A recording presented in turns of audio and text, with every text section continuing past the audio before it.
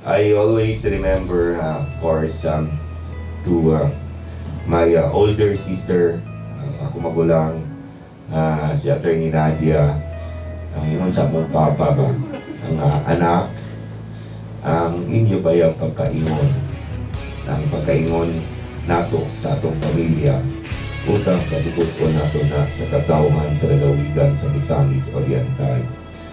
And bisan pag-utat-utaron mo mag-igsuon, dili mo magkabayad sa atong utang kabubut-on.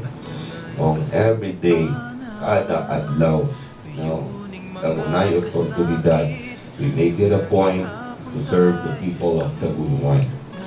And to some, they think that running as mayor is a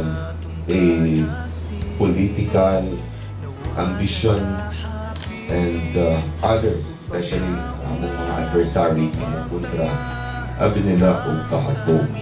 May suon na yung masabot.